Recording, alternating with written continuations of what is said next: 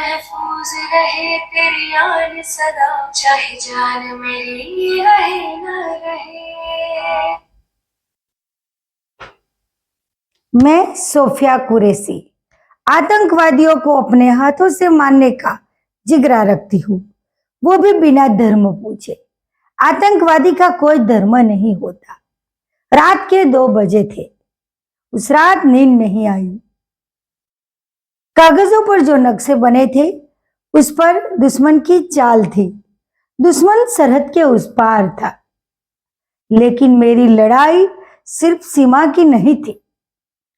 मैंने अपने यूनिट के हर जवान को देखा। उसमें कई जवान थे, कई मेरी उम्र के और कई मेरे बेटे जैसे। तब दिल ने कहा, सोफिया, ये महज एक ऑपरेशन नहीं है, ये तुम्हारी पहचान बनेगा।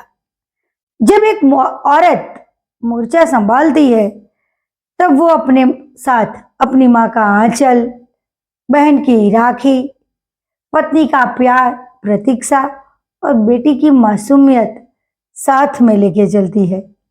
मैं भी वही लेकर चली थी। हथियार नहीं, एक वादा लेकर चली थी कि इस बार कोई सिंदूर न बहे बिना जीत के। ऑपरेशन सिंदूर क्यों? ऑपरेशन सिंदूर क्यों? ऑपरेशन सिंदूर इसीलिए। सिंदूर महज एक लाल रेखा नहीं है, ये हर उस स्त्री की पहचान है जो अपने सपनों को छोड़ के आती है। हर शहीद की पत्नी की वो आखिरी चमक है जो उसके माथे पर चमकती है।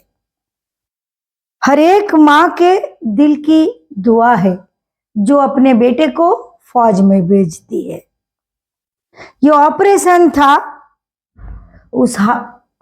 उस हाथ को जवाब देना जो भारत माँ की ओर उठे। ये ऑपरेशन था हर उस आंख को बंद करने का जो भारत माँ को पूरी नजर से देखे।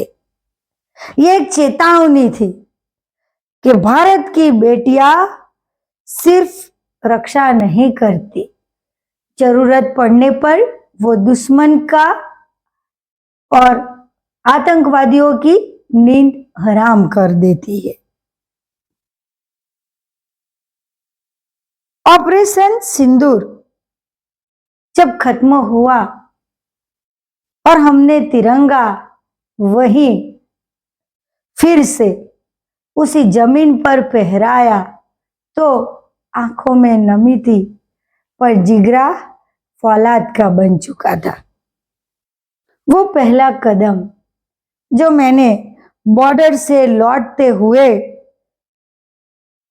भारत माँ की जमीन को छुआ और मैंने कहा, माँ, तुम्हारी बेटी लौट आई है। माँ, तुम्हारी बेटी लौट आई है और तुम्हारी लाज भी। मैं सोफिया कुरैशी, एक महिला, एक सिपाही, एक भारतीय, ये वादा करती हूं, जब तक सांस चलेगी, जब तक सांस चलेगी, ये वर्दी धूल नहीं खाएगी। जब तक सांस चलेगी, ये वर्दी धूल नहीं खाएगी।